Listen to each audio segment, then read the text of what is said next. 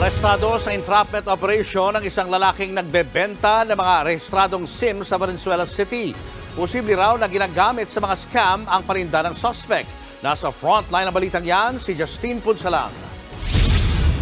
Sa pulse sa video ang transaksyon ng dalawang lalaking ito sa Valenzuela City kahapon. May inabot ang lalaking naka-green na t-shirt habang nagbayad naman ang lalaking may bitbit na helmet. Ilang saglit pa'y lumapit na ang mga nakasibilyan na lalaking pulis pala. Agad nilang hinuli ang lalaking nakaberde na kinilalang si Arthur Cobb.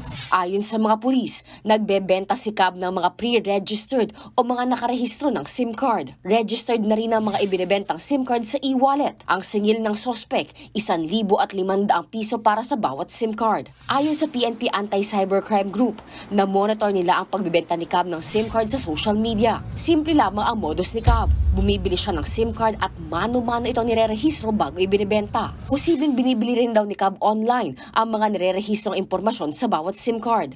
Pwede din kasi na marami sa mga online ngayon na nagbebenta ng information. And then they're paying these people like 200 to 300 pesos. Kaya kahit small time na maituturing ang operasyon ni Cobb, nakababahala raw dahil posibleng nagagamit sa mga scam ang kanyang mga ibinibenta. Itong number na to ay ibang nagmamayari. So gagamitin ko yon for illegal activities. Hindi mo personal information yung laman ng SIM number na yun. Ang rason bakit sila bumibili ng mga verified accounts is that malaki yung opportunity nila na they will not be identified by the law enforcement. Aminado pa ang mga otoridad, hirap silang mahuli ang mga nagbebenta ng pre-registered SIM cards. Sa private group chat daw kasi madalas nakikipagtransaksyon ng mga ito. Sinubukan ng News 5 na kuha ng panig si Cobb pero tumanggi itong magkomento.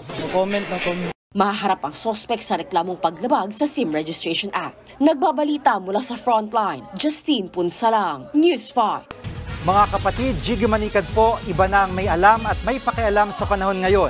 Para sa konkreto, kumpleto at komprehensibong balitaan sa frontline, mag-follow at mag-subscribe sa social media pages ng News 5.